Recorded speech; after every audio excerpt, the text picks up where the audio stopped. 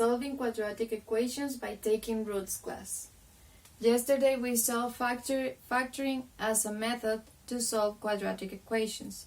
This time we are not going to factor because these type of equations are different. We could factor these type of equations, but there is a faster method to find it. Okay, so we have the taking roots property that is in your presentation, and we are going to solve the first example using factoring and then the taking roots method to see the difference between each of them.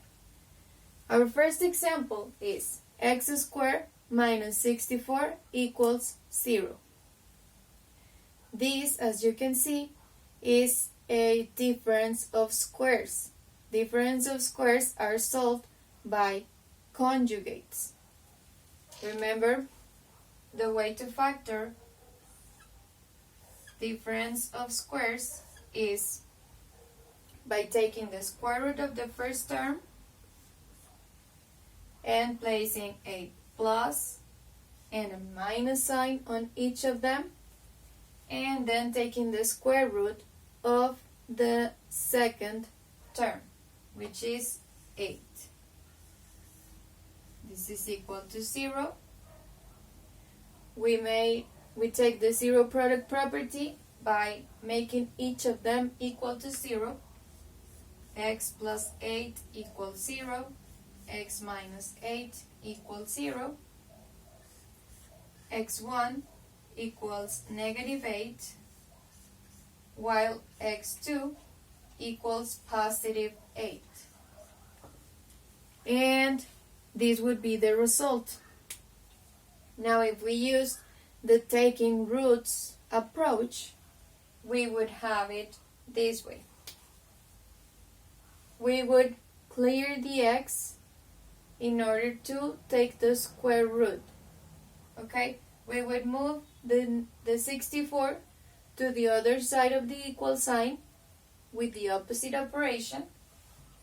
We would get x squared equals 64. And what we would do would be to take the square root of both sides. The square root of x squared is just x, while the square root of 64 is plus and minus 8. Remember that two negatives give one positive, meaning that negative 8 times negative 8 would also give us 64 as a result.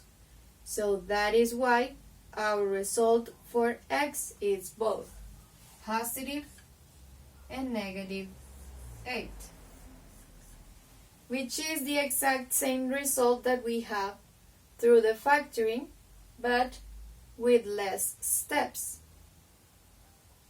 So this is another way to solve it, but just when we have this form of equations. We have the square and we have a subtraction. We need to have a subtraction in order for the other term to be on the other side go positive. Okay, if we had an addition here, we would have it negative when we pass it to the other side, and that is a square root that is not real. Okay, now let's do the second example. In the second example, we have 2x squared minus 24 equals 0. For this, we first need to get the x to be alone. Why? Because otherwise, when we take the square root, we would have to take the square root of 2, which is not an exact number. But if we first divide all of the equation by 2, including the 0, we would get the x on itself and the 0 wouldn't change. Okay, so let's divide everything by 2. 2x squared divided by 2 is equal to x squared. Negative 24 divided by 2 is negative 12. And 0 divided by 2.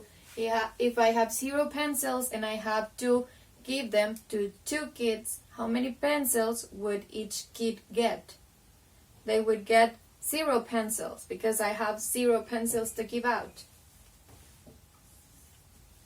So 0 divided by any number will always be 0. And we could use this property to divide our equations. Now we have the x squared alone and a subtraction. Now we can move the negative 12 to the other side of the equal sign. We would get x squared equals 12. We take the square root. We get x equals the square root of 12.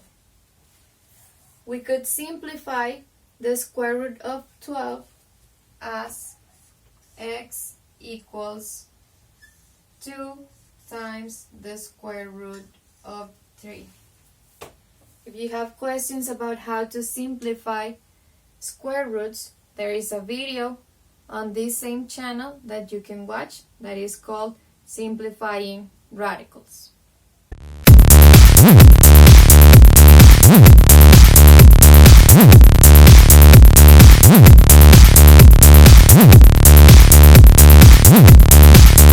We have a second type of exercise where we have the x inside a parenthesis and along with another number and both of them to the square.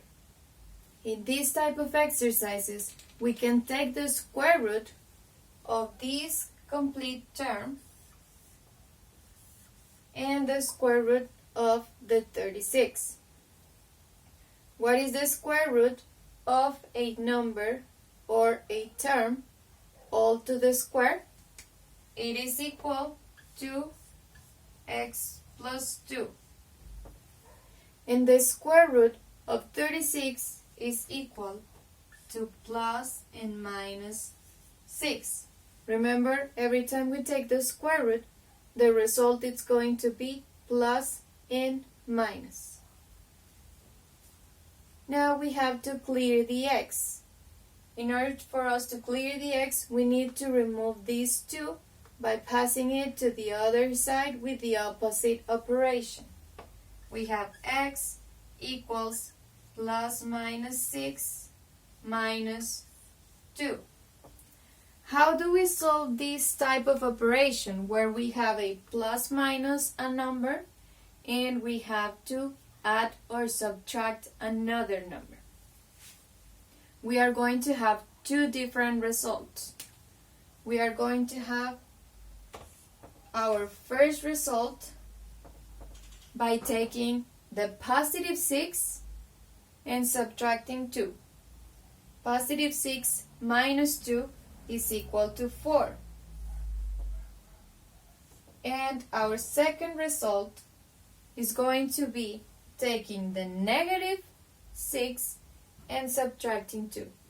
Negative 6 minus 2 is equal to negative 8. And these are the 2 results that we would get for this equation. If we use the factoring method, remember that we would have to first solve this binomial square, then move the 36 to the other side in order to have it equal to 0. After we do that, we would have to add or subtract like terms, then factorize the resulting trinomial, and then use the zero product property and get the result. It would be a really long process which can be shortened by using the taking roots method. But remember, for that you need to have a square on one side and a square on the other side. And the square that includes the variable needs to be a perfect square. Okay? Those are the conditions that have to be met in order for us to use this taking roots approach. Okay? And then we have 2 more exercises on our presentation. Let's do one of them so you can do the other by yourselves. I'm going to explain the second exercise because it is the longest one, and I already explained one that is very similar to the first one. Our second example is 7x squared